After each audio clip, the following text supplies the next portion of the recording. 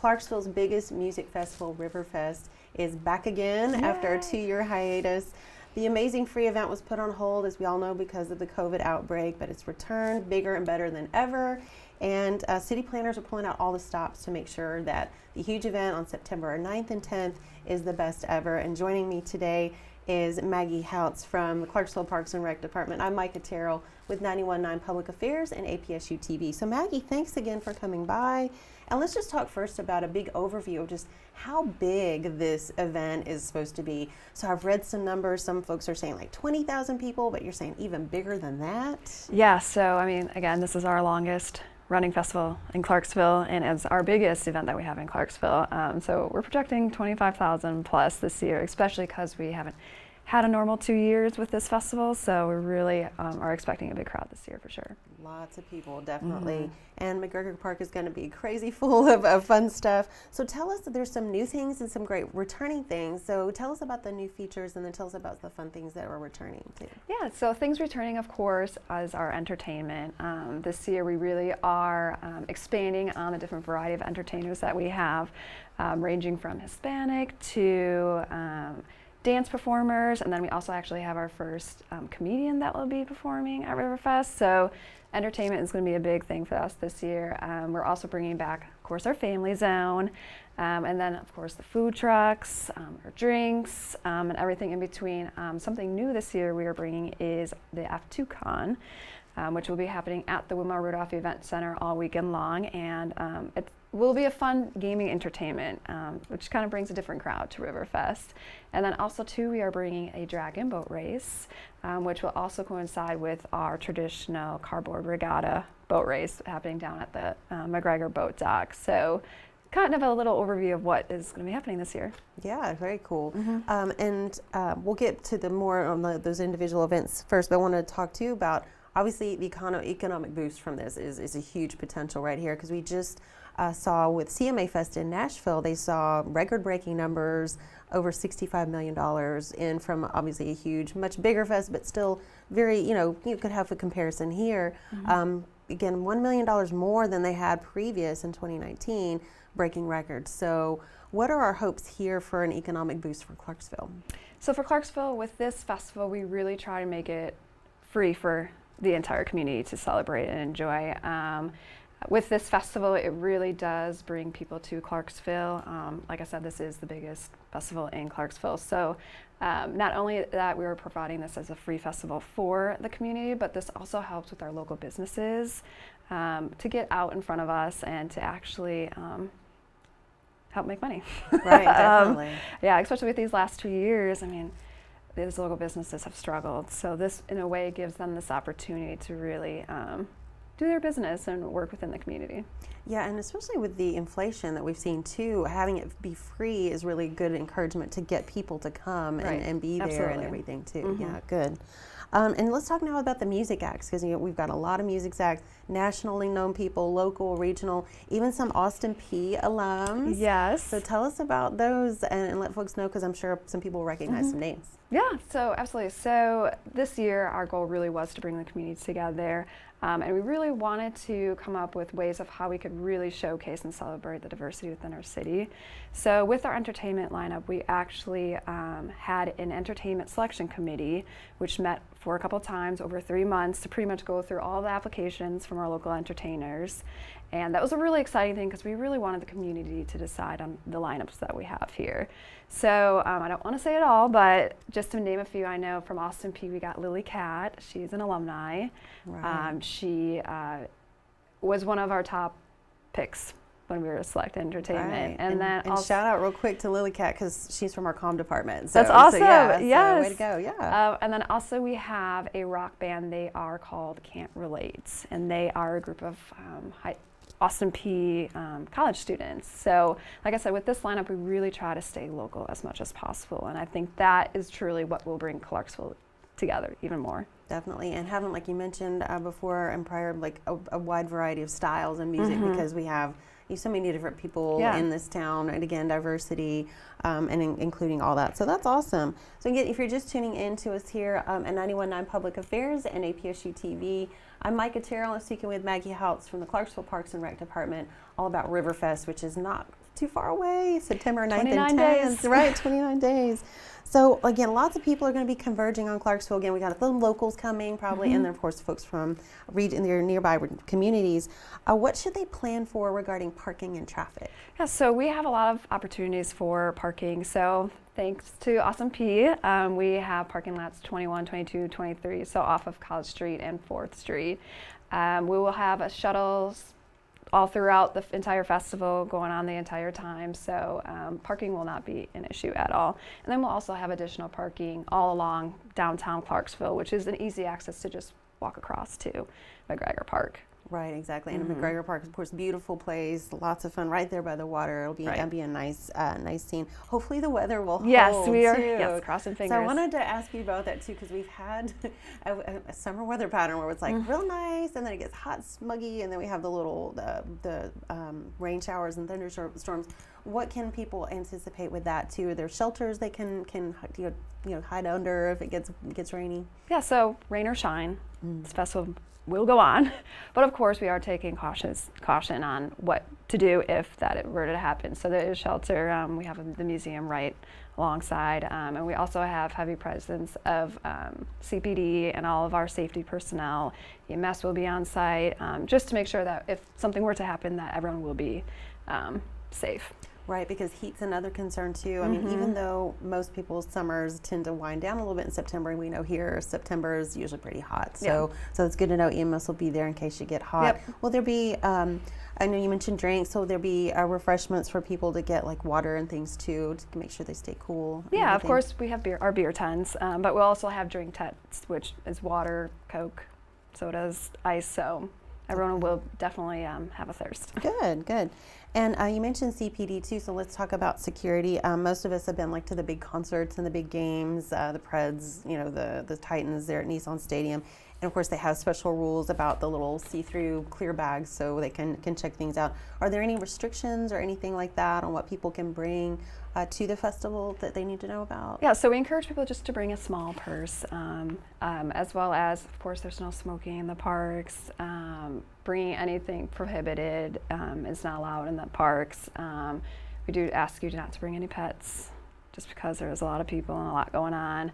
And then as far as just making sure that CPD will be there at all the different entrances that we have at the festivals, so everyone will be for sure safe.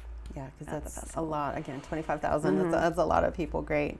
And then all ages will be there too, so we'll have, older folks will have some things to check out. What about events and fun things for the kids too? You mentioned F2Con. Tell a little about that, and then any other cool things that the younger ones can check out. Yeah, so F2Con is powered by CDE Lightband. It is their year gaming festival that they always do, and we thought it would be fun to bring it to RiverFest this year since they had to cancel last year. So this is really cool for those gamers who want to have a little competition and compete against each other for a prize.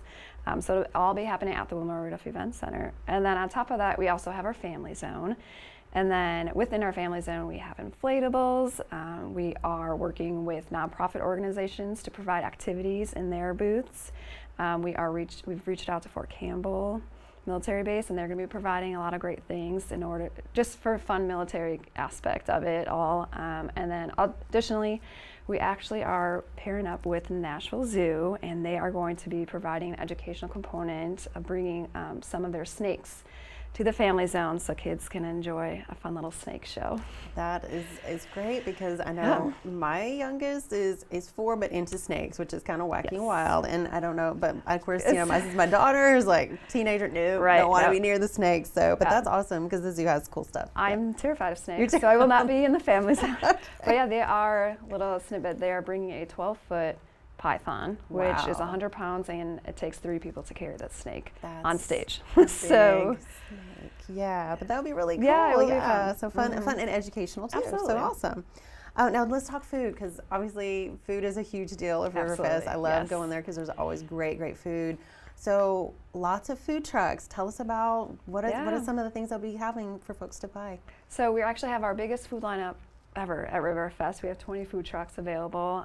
They range from all over the place. The standard festival, so deep fried desserts. We actually have bubble tea for the first time. Yum. Yeah. Even more exciting is that we actually have our first vegan truck that'll be there. And then actually our first burger truck that will be there, and it's even wilder, is our first sushi truck.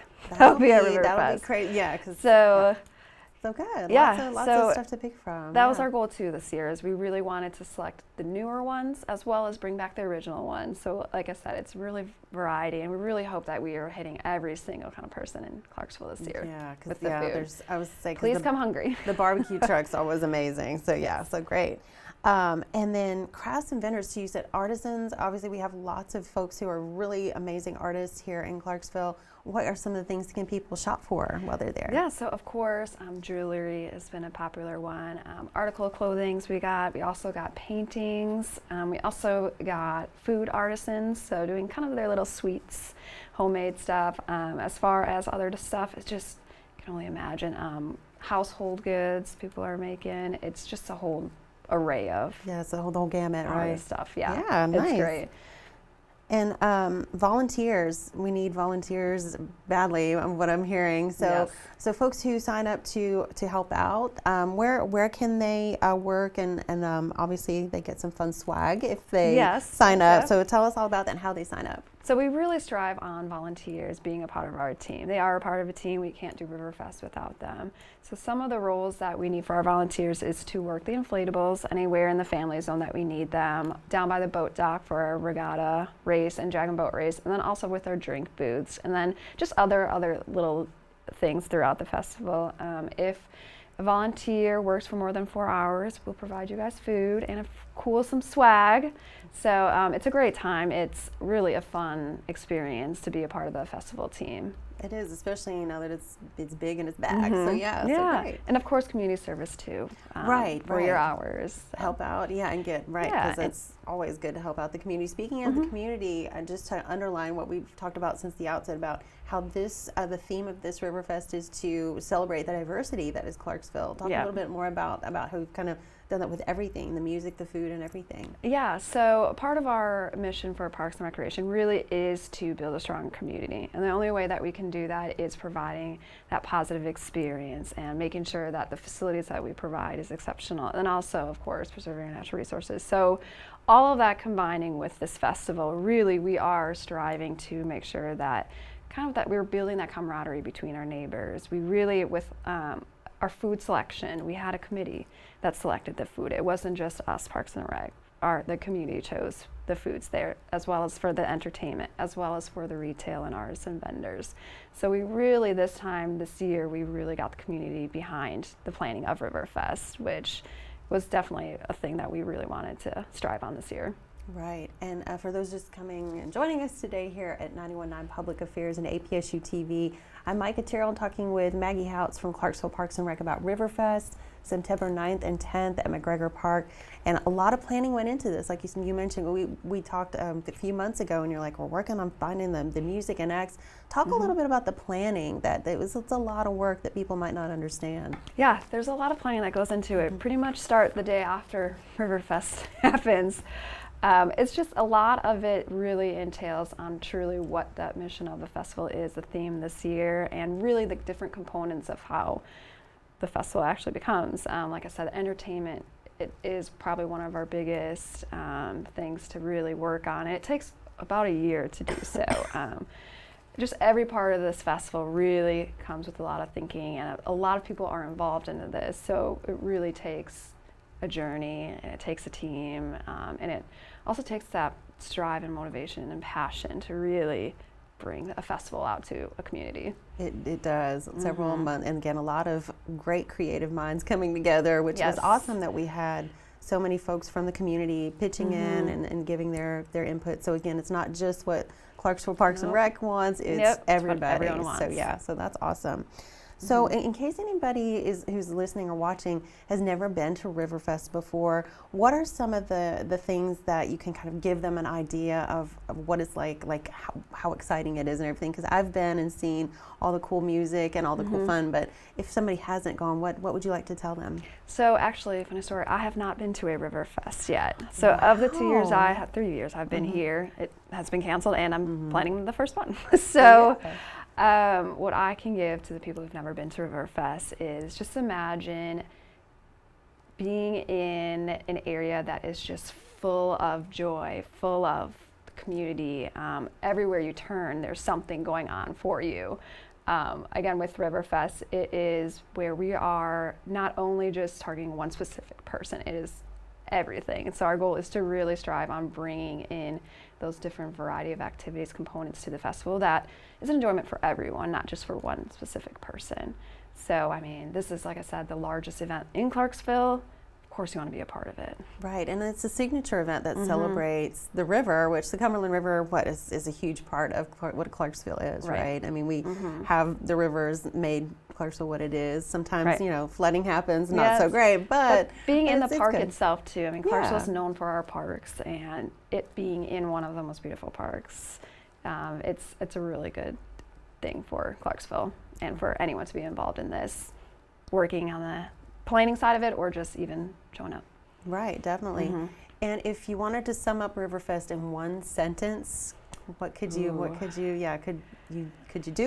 I know it's kind of tough. I say everything. Yeah, because it's a long list of you know, music and food and fun and crafts and snakes. We're gonna have snakes. Yeah.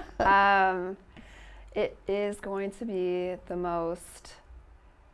Ooh, this is a really tough one. If I could say a couple words. Yeah, you can say a couple words. That's fine. That's good. I would say it's the best community bonding experience that Clarksville can ever have.